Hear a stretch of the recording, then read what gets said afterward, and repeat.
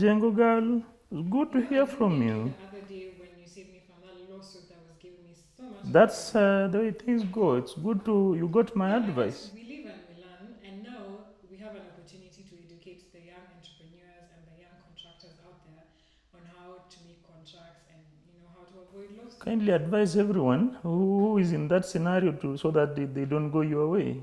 Yeah. So, what time will you be ready to join us for the discussion at the office? I think I'll be there in an hour's time. All right. Then, great. I'll see you shortly. Thank you so much. See you then. See you. Morning. How are you? Yeah. Yes. Thank you so much. Thank you.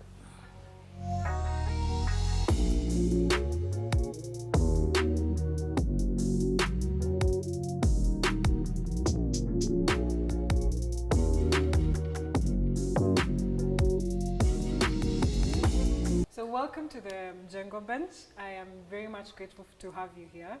And I'm actually very humbled that you could avail your time to come and join us for this chat. As you know, we are discussing contracts, and this has been a very personal topic for me because of what I went through, and I think you know, the lawsuit that I faced some time back. So yeah, before we start, I guess maybe just introduce yourself. So I think our viewers would really like to know. Thank you, Jengo girl, for the opportunity that you've given me. It's good that because of your own experience, you've invited me to come and enlighten the young entrepreneurs like you to really know the legal aspects about. My name's John Andati. I'm an advocate of the High Court, and I really appreciate for your welcome today. Yeah, you're and welcome. I'm ready to discuss the issues that concern construction with the entrepreneurs. Yeah. So we live in an informational era where we know that information gives us unlimited power.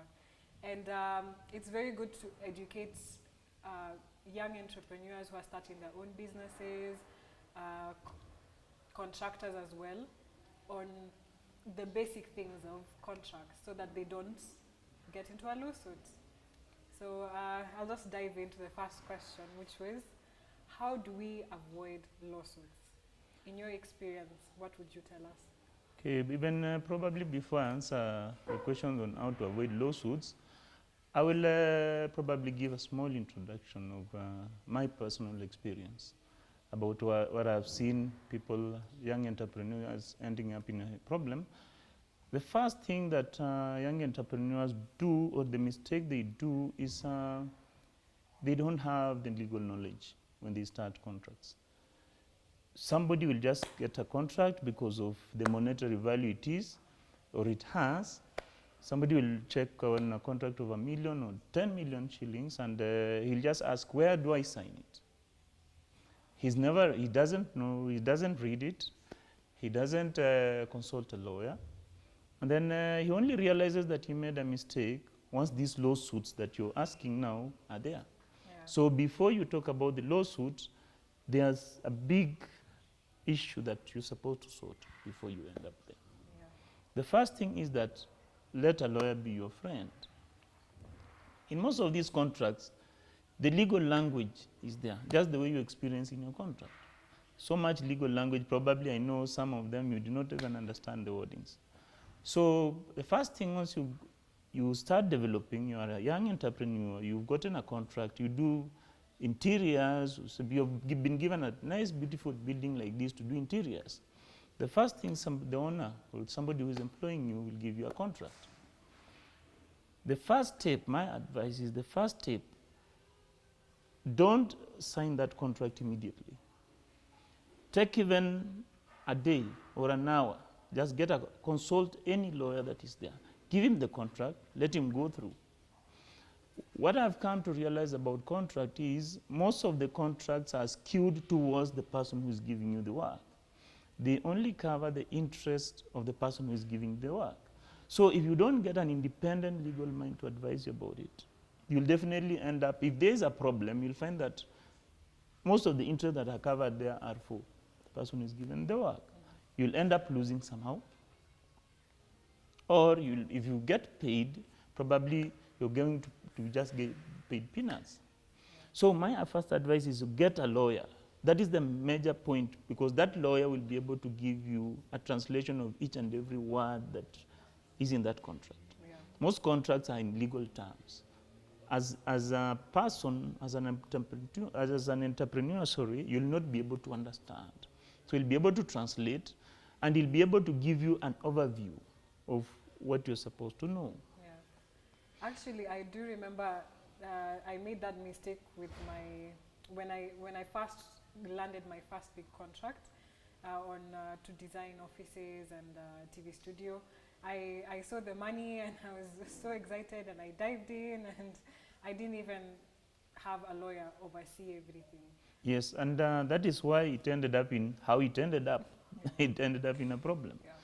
So had you gotten a chance of getting a lawyer or getting me to read that contract, I will have advised you on the same. And normally with the contract is that most of the entrepreneurs think that once you're given a contract, that contract is permanent. It cannot be amended. No. Once you get a lawyer will advise you on the kind of amendments. You have a right to get that contract amended. What does not suit you should be either omitted, should be either edited, should be either amended to read what you want. So your individual lawyer will be able to give you an overview of how should it be amended. Or if it is a totally faulty contract that does not cover your interest, the lawyer will definitely advise you about this. Yeah. So that is the first step you have to go through to avoid a lawsuit. Okay.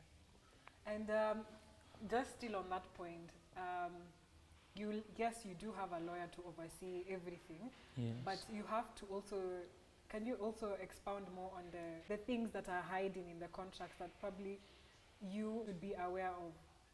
For example, maybe terms like notwithstanding, or loopholes in the contracts that the other party might use to trick you or to use for their advantage in a commercial contract. Mostly the parts of a contract, there are a number of things. Some are a little bit hidden, some are very simple. I've seen a situation, let me give you a scenario probably, that will make you understand what I'm going to say. I've seen a scenario whereby somebody was given a contract. He ended up signing the contract. Only when a problem cropped up, and we wanted now, because he was not paid the entire sum, and we wanted to sue this person who gave him the contract, we only realized, because since it was a company, we only realized that the company, number one, was not registered. Number two, we realized that the company basically has no, as in physical office. So the first thing what I need somebody to look at in the contract is that do due diligence on that person or that entity or that company that is giving you the work. Ensure that it's registered, ensure that it's even have contacts, because the one I'm telling you is that we even tried the phone calls that they're not going through. Wow. So the first time is do due diligence, because if you end up in a problem and you have to sue, or you have to recover the money from them, number one, a lawyer, what the lawyer will do is to draft a letter and send to them to demand for your money. But here is whereby you even do not know the physical position of that company. You don't know where to deliver the letter. Even if you sue, you have to serve that company. You even don't know. So the first thing is you do due diligence of that company. Ensure that that company is appropriately registered. It is a company that has a known address. It's not a briefcase company. Ensure that you have a direct link with the company that, or the entity that is giving you the work, so that you know if let's say, for example, I come to you, Aisha, you are an entrepreneur. Yeah. Then I tell you I have this work, and it's being done at WESTPARK, or it's being done at MJENGO Company Limited. You have to ensure that that MJENGO Company Limited is there. You might end up binding yourself in a contract whereby there is no work. Yeah. And once you sign the contract, That's it's binding. Yeah, it's binding. So those are some of the issues that you really need to look at in a contract. Number two, since you're talking about loopholes and all that note, that is one loophole that the mistake people do, because they don't do their due diligence. Another loophole that people really encounter is that they don't read between the lines in this company. Those terms like notwithstanding, that is why I told you need a lawyer, because those terms are really legal.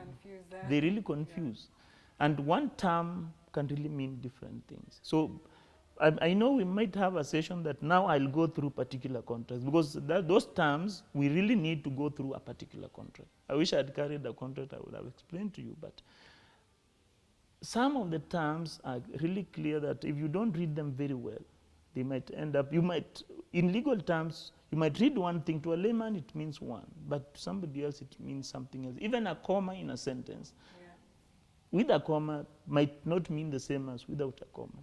Oh, really? Yes. Wow. There are some sentences that mean differently when they have a comma and they don't have a comma. So those terms sometimes might really confuse you as an entrepreneur.